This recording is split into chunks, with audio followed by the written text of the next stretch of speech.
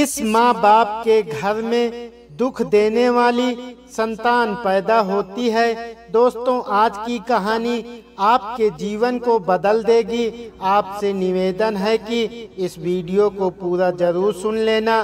कहते हैं जीवन में किए गए अच्छे बुरे कर्म कई जन्मों तक पीछा करते हैं। आप लोग इस बात को मानो या ना मानो, परंतु इस बात को झुठलाया नहीं जा सकता। हमें जो जो मिला है वो हमारे कर्मों की उपज है, और जो जो भोगना पड़ेगा वो बुरे कर्मों का परिणाम होगा। आइए पूरी बात मैं आपको इस मार्ग में कहानी के माध्यम से समझाता हूँ कि मनुष्य कर्म का भोग कैसे भोगता है, किसके घर में दुख देने वाली और कंगाल बनाने वाली संतान होती है। मित्रों, यह बात कुछ पुरानी है। किसी गांव में कीकुर और बजरंग नाम के दो कुत्ते रहते थे। दोनों के बीच बड़ी गहरी मित्रता थी। वे हर समय एक दूसरे के साथ ही रहते थे।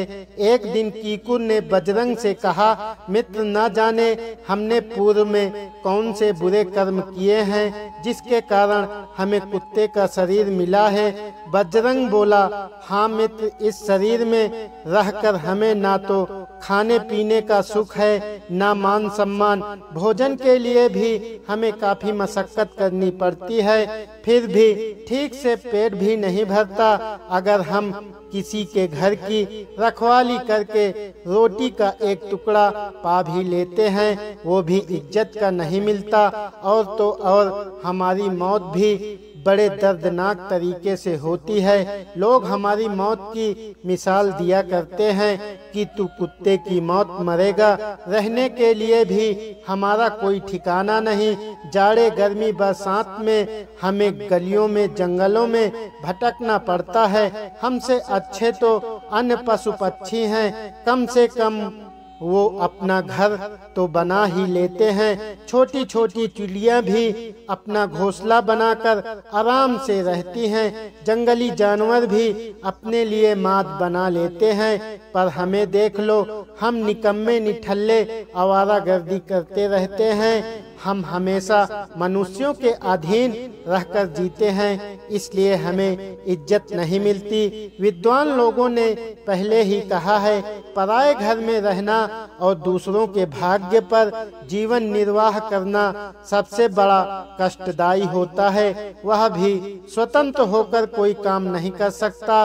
और हम कुत्तों की ये सबसे बड़ी कमजोरी है कि हम सदैव दूसरों के घरों में रहना चाहते हैं और दूसरों के रहमो करम पर पलना चाहते हैं। नतीजा ये होता है कि हमें जीने को भोजन तो मिल जाता है, चाहे वो बेइज्जत से ही मिले, मगर सम्मान नहीं मिलता। यदि हम आत्मनिर्भर होते तो हमारे समाज में मान प्रतिष्ठा होती।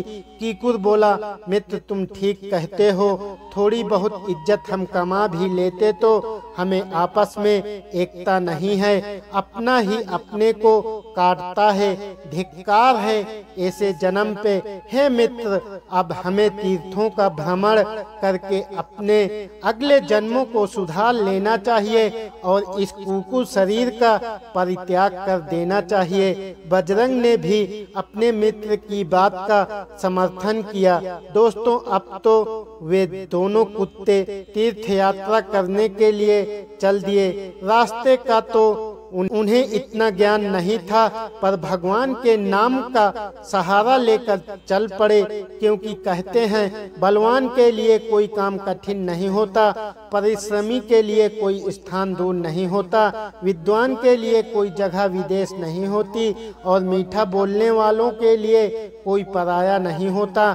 अब तो बजरंग और कीकुर दोनों मित्र तीर्थ यात्रा के लिए चलते चले जा रहे थे। चलते चलते उन्हें शाम हो गई। एक गांव के निकट एक पेड़ के नीचे ठहर गए। भूख भी अब बहुत तेज लगने लगी थी।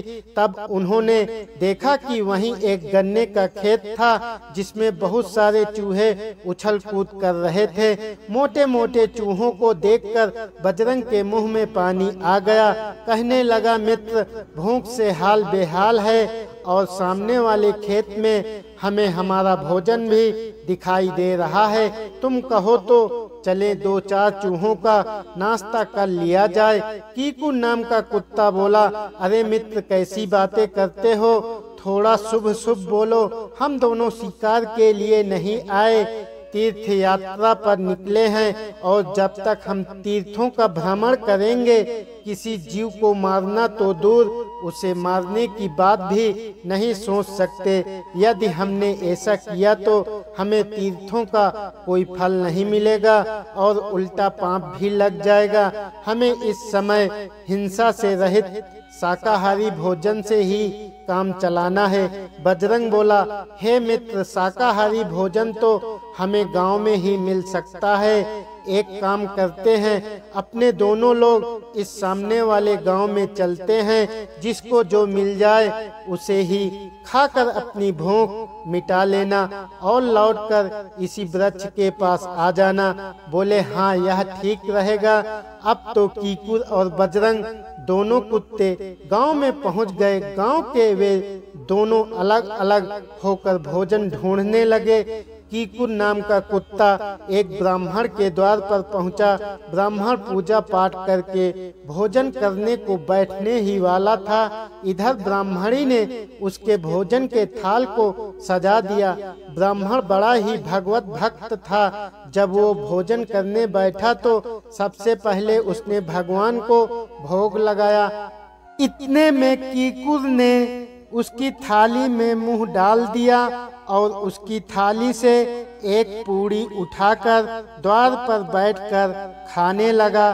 ब्राह्मण ने देखा कि भोजन की थाली में कुत्ते ने मुंह डाल दिया है तो राम राम करके उठ बैठा। ब्राह्मण ने अपनी पत्नी से कहा, अरे भाग्यवान, भोजन तो कुत्ते ने झूठा कर दिया।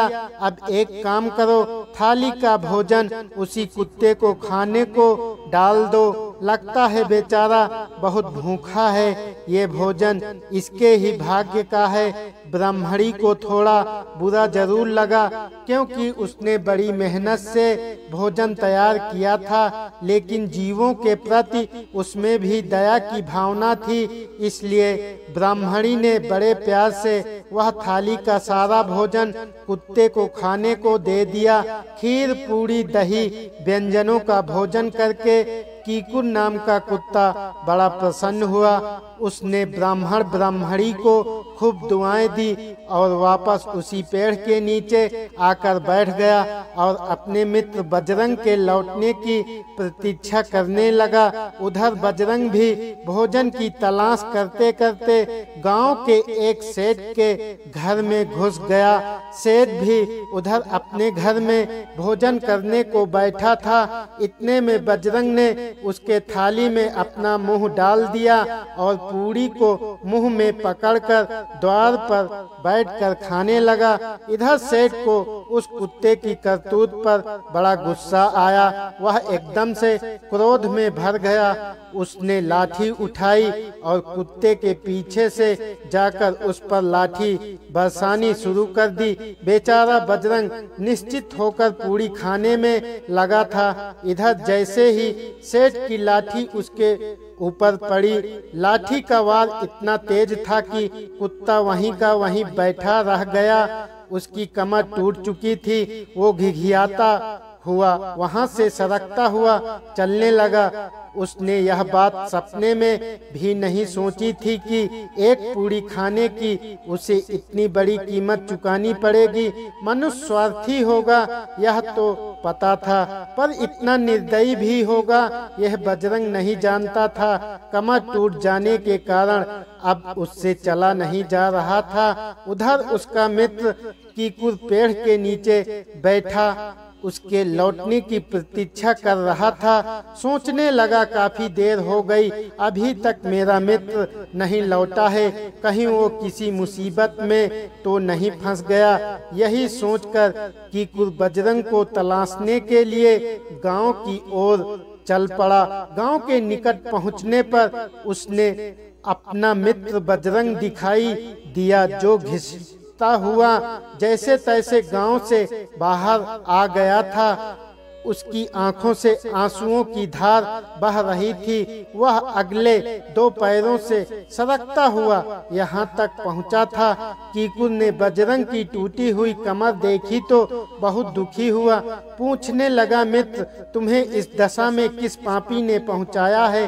तब बजरंग ने रोते रोते सेठ का निर्दयतापूर्ण व्यवहार अपने मित्र को बता दिया। सेठ की दुष्टता के बारे में जानकर कीकुर का खून खौल उठा, मगर वो कर भी क्या सकता था? वो एक मुख पशु जो ठहरा। बजरंग बोला, मित्र, मेरा जीना और न जीना अब तो एक सा हो गया है। सेठ ने मेरी कमर तोड़कर मुझे तीर्थों का भ्रमण करने से भी वंचित कर दिया।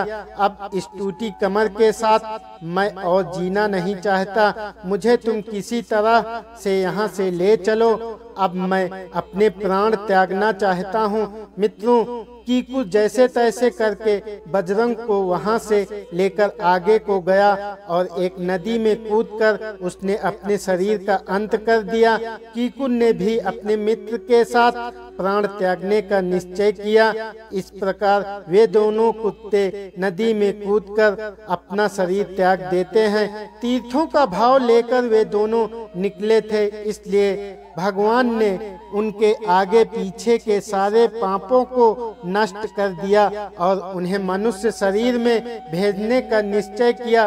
भगवान की प्रेरणा से कीकुर ने तो उसी ब्राह्मण के घर पुत्र रूप में जन्म ले लिया और बजरंग ने उसी सेठ के घर जाकर जन्म लिया। संयोग से दोनों के घर में पहले से कोई संतान नहीं थी। काफी समय के बाद सेठ के घर एक पुत्र ने जन्म लिया था। इस खुशी में सेठ ने बहुत बड़ा उत्सव मनाया, पूरे नगर को दावत दी। अभी तो उसी का जश्न समाप्त भी नहीं हुआ था कि इतने में सेठ को खबर मिली कि उसके व्यापार में बहुत बड़ा नुकसान हो गया है और उसके गोदाम में आग लग गई है। यह देखकर सेठ को बहुत बड़ा सदमा लगा। अभी वो इस सदमे से बाहर नहीं निकल पाया था कि उसकी पत्नी भयंकर रोग से ग्रसित हो गई। सेठ की सारी संपत्ति धीरे धीरे दिक्कत उसके उपचार में लगने लगी। उधर कीकुर जब बेटा बनकर ब्राह्मण के घर पैदा हुआ तो पुत्र के घर में जन्म लेते ही ब्राह्मण को राजा के यहाँ आमंत्र के पद पर नौकरी मिल गई। ब्राह्मण की सलाह से राजा का राजकाज बड़े ही अच्छे ढंग से चलने लगा। कोई भी युद्ध राजा हारता नहीं था, क्योंकि ब्राह्मण उसे अच्छी राजनीति बनाकर देता था। कुछ दिनों बाद राजा ने ब्राह्मण को अपना प्रधानमंत्री घोषित कर दिया।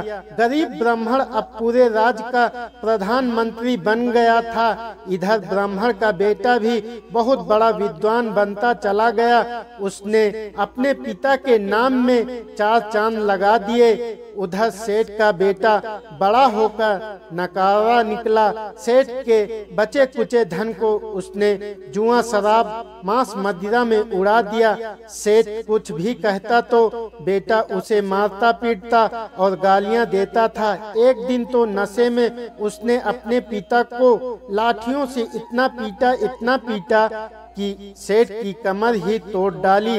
अब तो सेठ चल फिर भी नहीं पाता था। सारे दिन घर में पड़ा पड़ा अपने कुकर्मों की सजा भोगता रहता था। एक दिन सेठ ने अपनी पत्नी से कहा, भगवान, हमने न जाने कौन से पाप किए हैं जिससे हमारे घर में ये कुपुत्र पैदा हुआ है। ऐसे बेटे से तो मैं बिना संतान ही ठीक था। दर्शक बंधुओं, सेठ की पत्नी ने कहा कि तुम्हें याद है, तुमने एक कुत्ते को लाठी मारकर उसकी कमर तोड़ दी थी। शायद उसी पाप का तुम्हें और मुझे दंड मिल रहा है। कहते हैं कर्म लौट कर जरूर आता है। हमारे अच्छे बुरे कर्मों का ही परिणाम होता है कि हमें अच्छी बुरी संतान मिलती है। हमारे पाप पुण्य ही हमारे घर में बेटी बेटे बनकर जन्म लेते हैं। अगर संतान सुख देने वाली हो तो समझ लेना आपके अच्छे कर्म फलित हो रहे हैं, और संतान दुख देने वाली हो, निकम्मी हो, निठल्ली हो तो समझ लेना कि आपके बुरे कर्मों का हिसाब बराबर हो रहा है।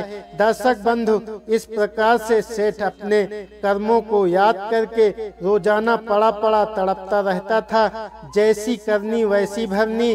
दर्शक बंधुओं, मैं उम्मीद करता हूँ यह कहानी आपको जरूर पसंद आएगी। तो चलिए अपनी कीमती राय भी कमेंट में जरूर भेजना। मिलते हैं आपसे अगली वीडियो में एक और ऐसी ही ज्ञानवर्धक चर्चा के साथ। आप सभी का बहुत बहुत धन्यवाद। जय श्री कृष्ण।